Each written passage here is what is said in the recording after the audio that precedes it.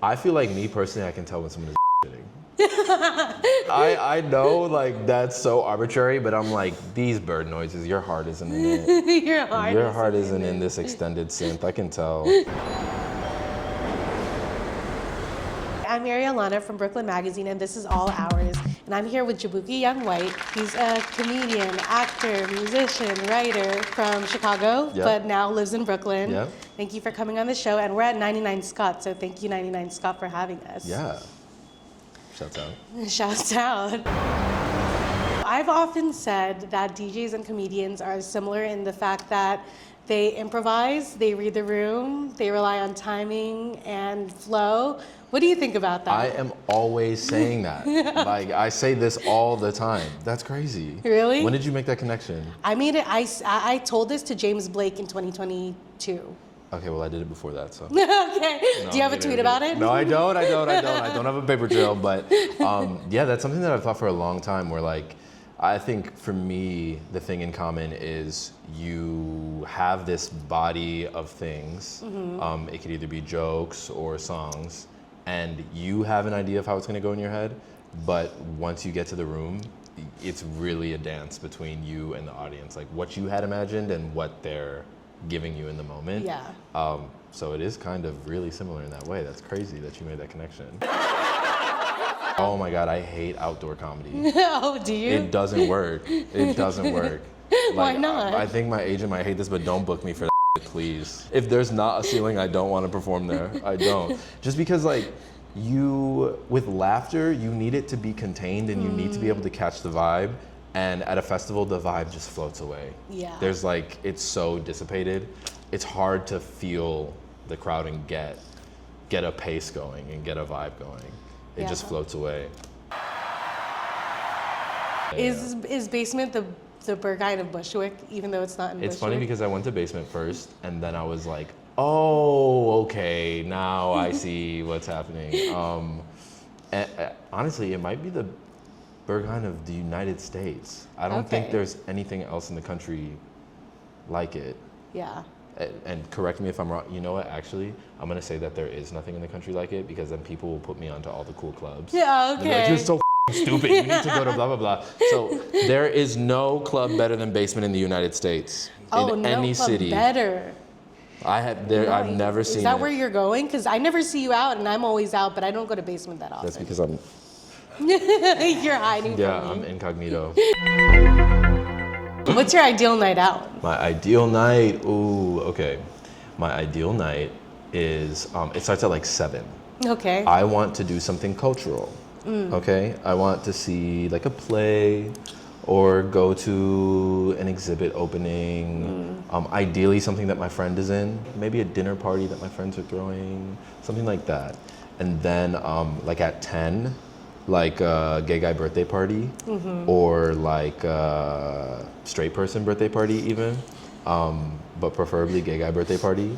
Then like midnight, 1-ish, then that's when, okay, we're gonna go to function, or okay, we're gonna go to Basement, or you know, something along those lines. Okay. And then get home at 5.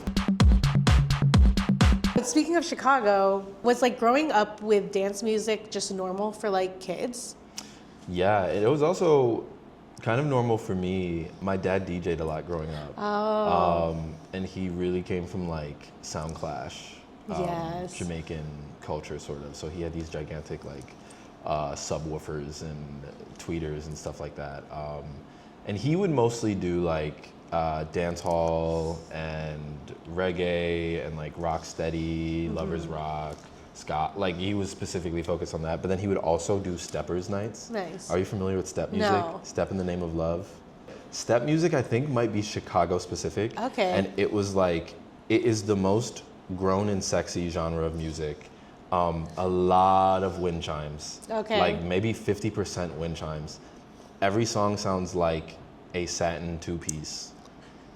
And you like feel the Kangol hat placed on your head as you're listening to the music. You have to listen to this.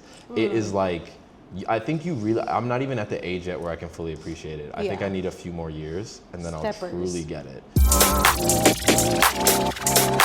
Woodwork is my favorite genre. What was your introduction to it, and like, how did you feel about when you first listened to it? It must have been Power 92. Oh, really? Like on the radio? Yeah, because they would have like, I think it'd be like 15 minutes of like juke or footwork music at like the top of an hour. And I would listen to that. It's like the most, when you need it, there is nothing that scratches that itch like that. And I was obsessed with it. The repetition, the frenetic beats, the BPM being so high. It just like really got in my head in a good way. Like house has broad appeal. Yeah. Footwork is like, you have to be very dialed in. Like you have to have a trained ear to really fuck with footwork. So yeah, like when like Sophie and like PC Music was coming out, I was like, oh, okay, yeah, I get this. This isn't that crazy. I was always really into it, and it's just crazy how much electronic comes out of the Midwest. What like experimental artists are you listening to right now, or which ones have you been liking? I've really been listening to a lot of ambient music recently. Oh, really? So completely in the opposite direction. But that's experimental. I feel like ambient music and noise are like similar in that like you can just play whatever and just be like, this is ambient. Yeah. Ooh, one thing that I was actually listening to, I found this through Pitchfork. I'm not ashamed to admit it. Condé Nast put me on. Uncloseted by Aaron Carl. Okay. Have you listened to this? No. He is like this Detroit ghetto tech producer who is like openly queer. Like he has these really funny interludes on the album, and it's just like really fun and sincere, but raunchy and silly house and ghetto tech. It's really good. Oh wait, but in terms of experimental, Brazilian funk and like Brazilian electronic music across the board. Like I don't know how to pronounce it, but Bruxaria. I don't know how to pronounce it either. It's like this really hard version of funk that is like will actually hurt you if you listen to it too loud. But DJ Pablo Ibe, I don't know how to say it, but Pablo RB, I've loved his stuff. I started my first party because of a tweet, and I was wondering if you had gotten or lost any opportunities because of Twitter. I've definitely gotten opportunities. Who knows the amount of opportunities I've lost? I'd love to find out one day. Like, on my deathbed, they're like, so these are all the things that you said that pissed people off and changed their minds about you. There have been times where I'm like, I'm like reading a film review or something, or like it'll be something that's like very official, and then I'm like, oh, I'm gonna go to this person's Twitter, and I see that they have me blocked. And I'm like, you know what? Actually, your review was shit. I didn't think it was that good. I don't think you have good taste at all, actually. But I would definitely say, I don't think I'd be here without Twitter. Yeah. I don't think I would be. You know what? I would have been somewhere similar. I think it would have happened. I would have found a way. But Twitter was really, rest in peace. It was really like kind of the impetus. Yeah. It was like the match that got thrown and kind of set everything off. I feel the same way. What's one tweet you wish you tweeted and one tweet you wish you didn't? I wish that I had the wisdom, the depth, the anthropological insight to be able to tweet, ew, in the weed man for weed, that's the text man for text. That is so, there could be dissertations written about that. Like, I think about that all the time. What it means about human relationships, what it means about transactional relationships, post-feminist theory, everything is in there. Everything. I wish I had tweeted that. And then one thing that I wish I hadn't tweeted, nothing. I stand on everything. No, I'm kidding. I went through your deleted tweet archive like last night. There's some that they didn't get. Ooh, wait. I wish I had never tweeted the raw dog tweet. I should have said that on stage. That's one thing that I should have saved for stand-up. But that's it. Cool. Yeah.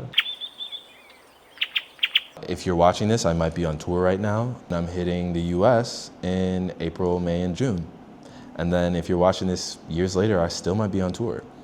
This is kind of what I do for a living. So check it out.